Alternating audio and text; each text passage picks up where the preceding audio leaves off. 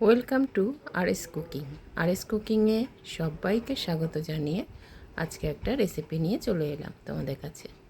আজকে করছি ভাজা মুগ ডাল মাছের মাথা দিয়ে। এইভাবে ভাজা মুগ ডাল মাছের মাথা দিয়ে করার জন্য পুরো রেসিপিটা দেখতে হবে, আমার সঙ্গে থাকতে হবে। সবাই দেখি আমরা। তো চলো, তোমরা সবাই কেমন আছো? আশা করি সবাই ভালো আছো, আমিও ভালো আছি। এখানে আমি 150 গ্রাম মুগ ডাল নিয়ে নিয়েছি। তার সঙ্গে নিয়ে নিয়েছি আমি মাছের মাথা, একটা বড় কাতলা মাছের মাথা, আদা, রসুন, পেঁয়াজ আর কাঁচা লঙ্কা, টমেটো। আমি এগুলো নিয়ে নিয়েছি। মাছটা আমি এখানে কাতলা মাছের মাথা নিয়েছি, তোমরা পোনা মাছের মাথা দিয়েও করতে পারো। রসুনটা আর আদাটা আমি বেটে নেব, পরে দেখাচ্ছি। আর কি কি নিচ্ছি সেটা একটু দেখে নাও। চলো, এখানে নিচ্ছি দুটো শুকনো লঙ্কা, দুটো তেজপাতা, এলাচ, দারচিনি আর হলুদ, নুন। এটা হচ্ছে মশলা। এবার আমি গ্যাসটা জ্বালিয়ে দিলাম, কড়া বসিয়ে দিলাম।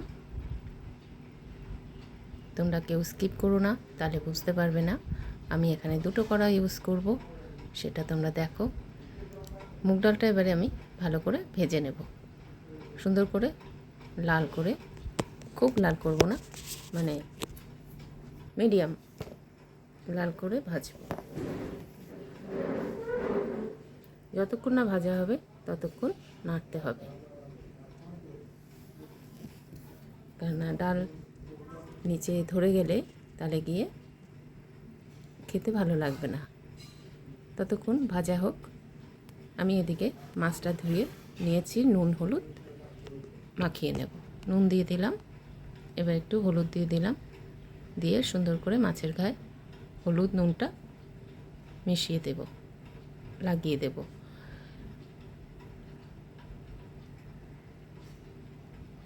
তোমরা কে কে মাছের মাথার ডাল ভালোবাসো?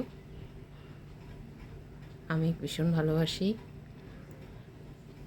দেখো, ডালটা আবার একটু ভেজে নিচ্ছি, নেড়ে নিচ্ছি, কেননা ডাল যদি আমি রেখে দিই এরকম তাহলে পুড়ে যাবে।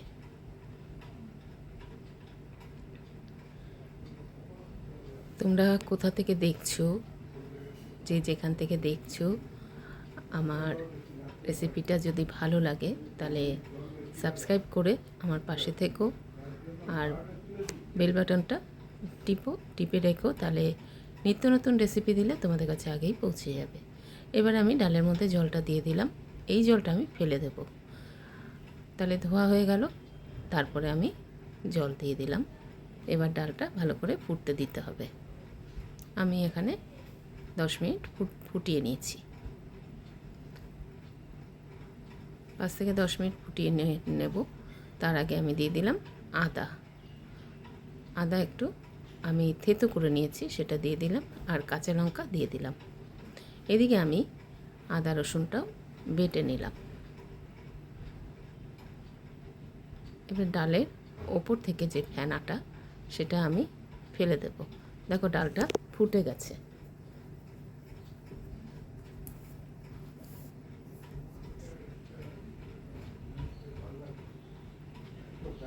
ডালটা ফোটার পরে হয়ে গেল ভালো করে সেদ্ধ। আমি একটু ডালের কাটা দিয়ে দিয়েছি। দেখো, খুব বেশি ভারী করিনি, খুব বেশি হালকাও হবে না। এদিকে আমি আর একটা কড়া বসিয়ে দিলাম। কড়াতে তেল দিয়ে দিলাম। তেলটা গরম হলে শুকনো লঙ্কা দিয়ে দিলাম। শুকনো লঙ্কা দুটো ভেজে তুলে নেব।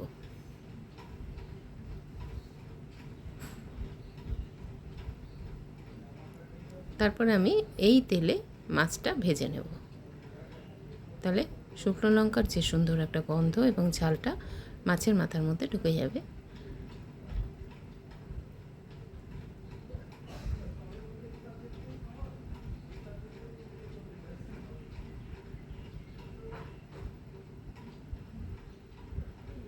মাছের মাথাটা আমি ভেজে নিচ্ছি। আমার ভাজা হয়ে গেছে। সম্পূর্ণটা দেখাতে গেলে তাহলে গিয়ে অনেকটা বড় হয়ে যাবে, তাই পুরোটা দেখালাম না। এদিকে আমি আর একটা কড়া বসিয়ে দিয়েছি।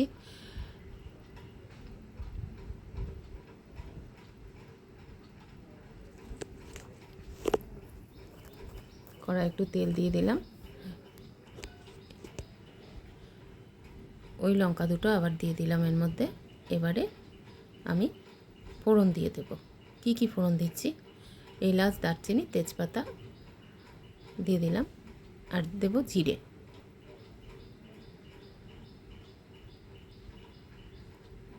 এগুলো ভাজার পরে এবার একটু জিরে দিয়ে দেব। হাফ চামচ মতন আমি জিরে দিয়ে দিলাম। জিরেটা দিয়ে সুন্দর করে সমানে নাড়তে হবে, তা না হলে পুড়ে যাবে।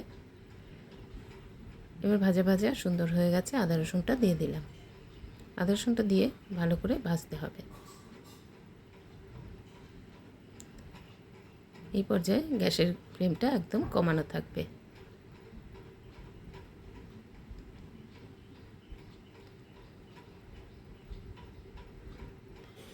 এবার আমি একটু হলুদ আর নুন দিয়ে দেব।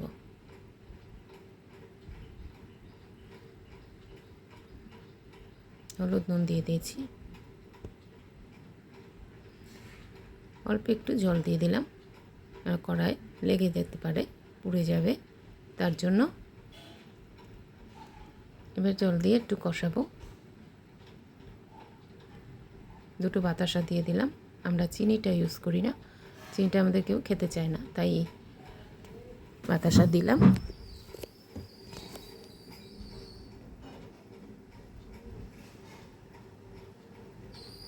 এইভাবে আদা রসুনের সুন্দর একটা সব মশলার একটা গন্ধ বেরিয়ে গেছে। এবার দেখো মশলাটা, এবারে আমি ডাল দিয়ে দেব। মশলাটা কষানো হয়ে গেছে।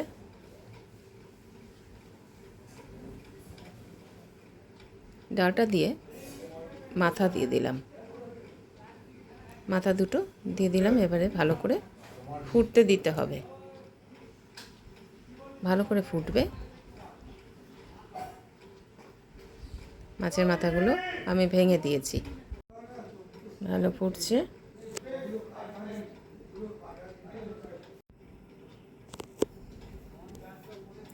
খুব ভালো করে ফুটে গেলে নামিয়ে নেব আমি। নামিয়ে তারপরে কি করব সেটা একটু দেখবে।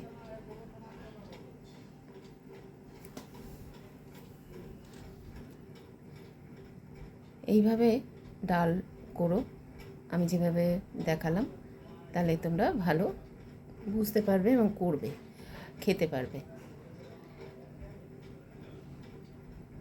এবার আমি ডালটা নামিয়ে নেব।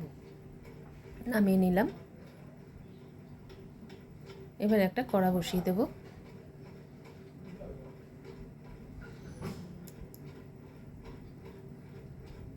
কড়াতে একটু তেল দিয়ে দিলাম। এবার আমি পেঁয়াজটা দিয়ে দেব, যে কাটা পেঁয়াজটা ছিল সেটা দিয়ে দেব। তোমাদের যদি রেসিপিটা ভালো লাগে তাহলে লাইক, কমেন্ট, শেয়ার করার অনুরোধ রইল। নতুনদের কাছেও অনুরোধ রইল, যারা রেসিপিটা দেখছো, দেখে ভালো লাগলে সাবস্ক্রাইব করে আমার পাশে থেকো, আর বেল বাটনটা প্রেস করে রেখো। এবারে আমার পেঁয়াজটা দেখো সুন্দর ভাজা হয়ে গেছে। এবারে আমি কি করব, ডালের ওপরে দিয়ে দেব, তাহলে পেঁয়াজের সুন্দর একটা গন্ধ ডালের থেকে বেরোবে। তোমরা এই পর্যায়ে যদি পেঁয়াজ না দিতে চাও তাহলে দিতে পারো, ভাজা মশলা দিতে পারো। তাহলে রেসিপিটা এতটুকুই থাক। সবাই ভালো থেকো, সুস্থ থেকো। আগামী রেসিপির জন্য ওয়েট করো। টাটা।